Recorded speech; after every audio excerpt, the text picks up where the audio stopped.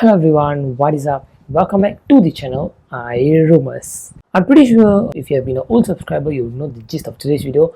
Today, I am changing back to Android. Don't immediately close the video and go.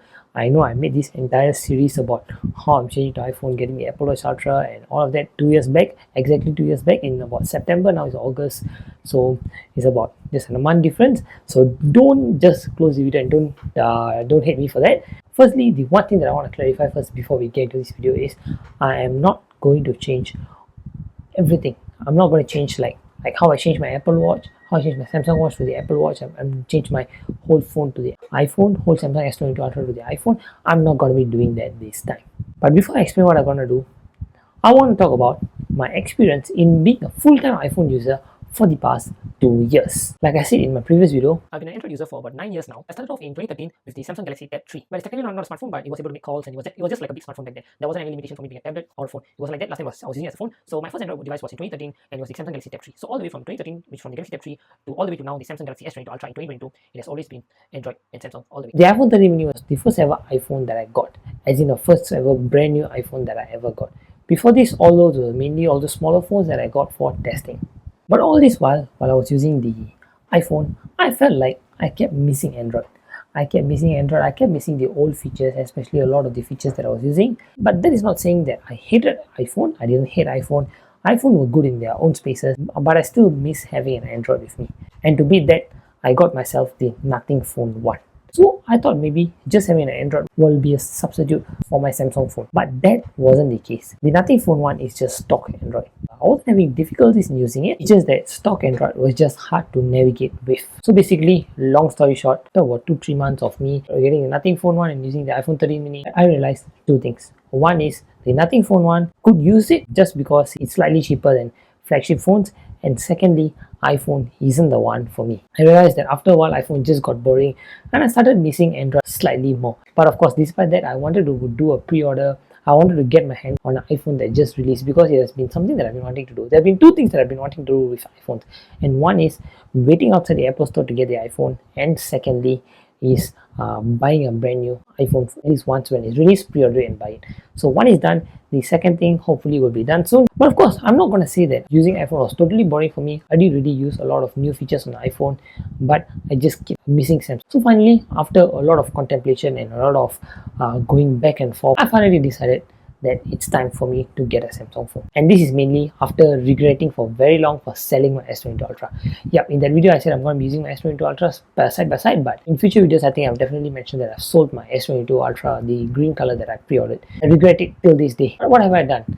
I've finally gotten myself the Samsung Galaxy S24 Ultra. Before I unbox it, what am I going to do with it, you may ask me? I'm not going to be fully changing to Android. I'm going to be using both of the phones equally. So since now I've got the flagship Android phone, which is the S24 Ultra, and I've got the flagship iPhone with me.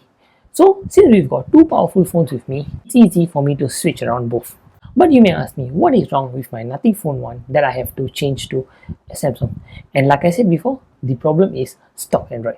Yeah, I got the Nothing Phone 1 just for the Glyph interface, but after a while I realized that the Nothing Phone 1 probably isn't going to be a good phone for my use case. So I guess it's time I go back to the Samsung because I keep missing it, like I said. Now enough of me talking, let's get unboxing with this Galaxy S24 Ultra and let's continue discussing more. Here I've got my Samsung Galaxy S24 Ultra followed by a few accessories for this phone. We're going to be talking about the pricing and all of that later. Firstly, let's start off with unboxing the Samsung Galaxy S24 Ultra. It's a pretty easy process. I'm not really going to be taking much of your time because you would have already seen a lot of unboxing of the Samsung Galaxy S24 Ultra because it's really going to be close to a year. So here we go. We have unboxed and here we've got our usual manual and the usual USB to USB-C cable. Open it up, put it aside. Now let's take a look at the phone itself. Take it out of the box and here we've got just this bottom layer. Let's remove it and now onto the phone itself. We've got the Samsung Galaxy S24 Ultra. Now let's quickly remove this top layer out of this phone. Remove it. There is such a satisfying peel, and now let's quickly turn it on. Okay, that took some time, but now let's give it some time to turn it on. Okay, here we go, the standard welcome screen. Now let's get started. Let's agree to everything. Let's just skip through the process, set up manually. Let's just skip through. Technically, I can feel like the S24 Ultra is slightly lighter compared to my 15 Pro Max, and that might mainly be because of the 15 Pro Max being slightly thicker than the S24 Ultra. So I don't want to really waste your time because the phone has already been out for, it's going to be about a year.